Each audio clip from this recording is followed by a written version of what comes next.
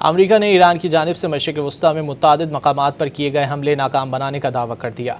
अमरीकी मीडिया ने हुक्काम के हवाले से दावा किया है कि ईरानी अफवाज की जानिब से मशरिक़ वस्ती में तैनात अमरीकी अफवाज पर मुतादिद बैलिस्टिक मिसाइल दाग दिए गए।